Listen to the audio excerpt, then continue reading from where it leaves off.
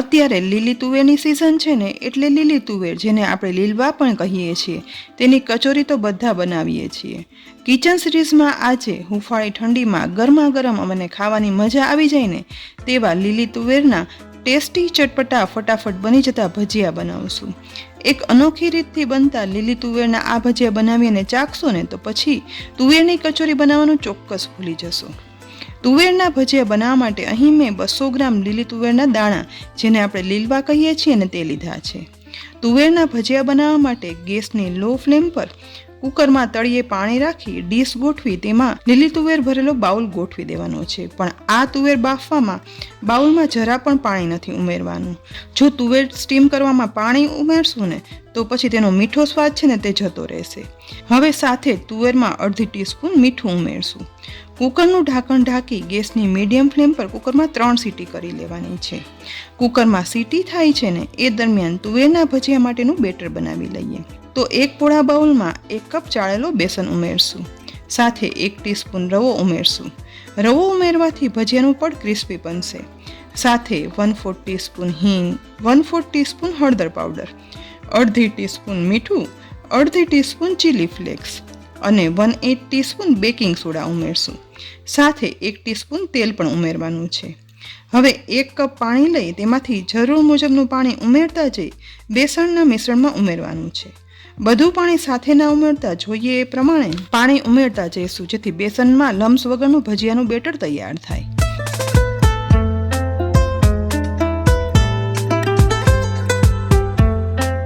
અહીં 1 કપમાંથી total 1/4 cup જેટલું પાણી છે ને તે બેટર બનાવવામાં વાપર્યું છે.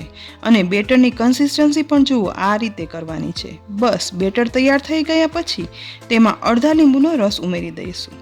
ત્યાર પછી ફરી એક વખત મિક્સ કરશું.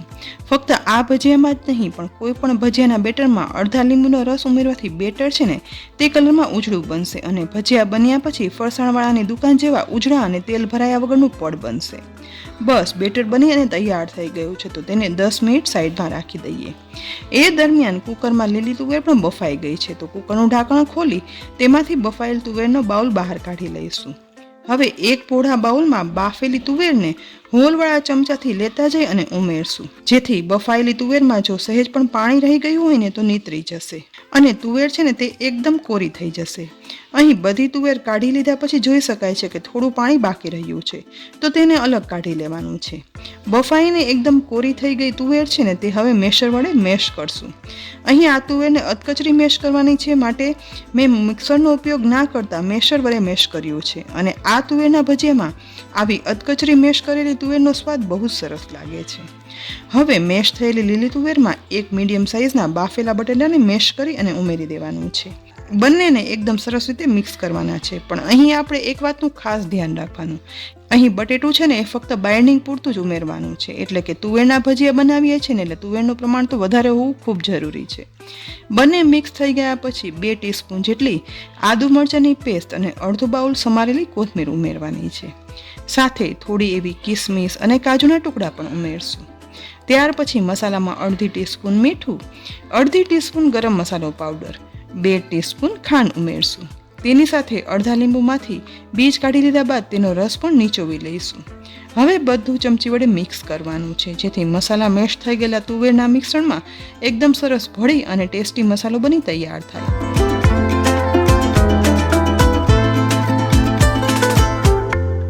તુવેરના ભજીયા માટેનો મસાલો બની અને તૈયાર છે. તો હવે હાથમાં આ રીતે થોડો એવો મસાલો લઈને આ રીતે મસાલાને ગોળ બોલ જેવો વાળી લેવાનો છે. બિલકુલ આપણે બટેટાવડાનો મસાલાનો બોલ બનાવીએ ને એવો જ. મીડિયમ સાઇઝનો બોલ વાળ્યા પછી તેને ડીશમાં રાખી દઈશું. અને આ જ રીતે બધા મસાલામાંથી તમને પસંદ હોય ને તે સાઇઝના બોલ વાળી અને તૈયાર કરી લેવાના છે. અહીં જુઓ, બાફેલી તુવેરમાં જરા પણ પાણી નથી ઉમેર્યું ને, અને રહ્યું સહ્યું પાણી હતું ને તે પણ કાઢી નાખ્યું ને, માટે તુવેરના આટલા સરસ બોલ વળ્યા છે. જો લીલી તુવેર બાફવામાં જરા પણ પાણી રહેશે ને તો આ લીલી તુવેરના બોલ વાળતા સમયે મસાલો વળવાને બદલે હાથમાં ચીપકી જશે અને બોલ છે ને તે છૂટા પડતા જશે.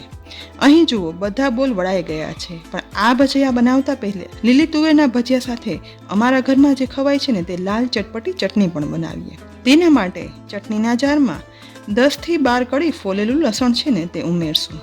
સાથે અડધા ઇંચ આદુના ટુકડા પણ ઉમેરી દઈએ. હવે જારનું ઢાંકણ રાખી અને બંનેને પીસી લેવાના છે. આદુ લસણ અધકચરા જેવા પીસાઈ જાય ને એટલે તેમાં 2 ટીસ્પૂન જેટલો લાલ મરચું પાવડર, અડધી ટીસ્પૂન ધાણા જીરું પાવડર, અડધી ટીસ્પૂન મીઠું, 2 ટીસ્પૂન જેટલો દેશી ગોળ ઉમેરશું. સાથે બીજ કાઢેલા અડધા લીંબુનો રસ પણ નીચોવી દેવાનો છે. સાથે 1/8 કપ જેટલું પાણી ઉમેરી ઢાંકણ ઢાંકી દઈશું અને ફરી બધું પીસી લેવાનું છે. પીસ્યા પછી જુઓ લીલી તુવેરના ભજીયા સાથે ખવાતી એકદમ ટેસ્ટફુલ લાલ ચટણી બની અને તૈયાર થઈ ગઈ છે. આ ચટણી ફક્ત આ જ ભજીયામાં નહીં પણ બટેટા વડા, ગોટા કે ફુલવડા ગમે તે ભજીયા સાથે બહુ સરસ લાગે છે. ચટણીને બાઉલમાં પીરસ્યા પછી હવે ગેસની મીડિયમ ફ્લેમ પર કઢાઈમાં તેલ પણ ગરમ કરવા રાખી દીધું હતું. તો ગરમ થયેલા તેલમાં સહેજ એવું બેસનનું બેટર ઉમેરી અને તે બરાબર ગરમ થઈ ગયું છે કે નહીં તે ચેક કરી લઈએ. તેલ બરાબર ગરમ થઈ ગયું છે તો હવે બનાવેલા લીલી તુવારના 2 થી 3 બોલને બેસન રવાના બેટરમાં ઉમેરી દઈશું. હવે બેસનના બેટર વડે આ બોલને કરી અને ભજીયા છે ને તે તેલમાં આ રીતે એક પછી એક પાડી લેવાના છે. એક સાથે લગભગ 5 કે 6 તુવેરના લુવાને બેસનમાં બેટરમાં કવર કરી અને તેલમાં પાડી લીધા પછી હવે તેલમાં તળાવવા દઈશું. લગભગ અડધી થી પોણી મિનિટ એક સાઈડ તળાઈ ગયા પછી ધીરે રહી બધા વડાને સાઈડ ચેન્જ કરી લેવાની છે અને આ જ રીતે થોડા થોડા સમયે સાઈડ ચેન્જ કરતા જઈ ઉપરથી પડ લાઇટ ગોલ્ડન બ્રાઉન થાય ને ત્યાં સુધી આ ભજીયા તળી લેવાના છે.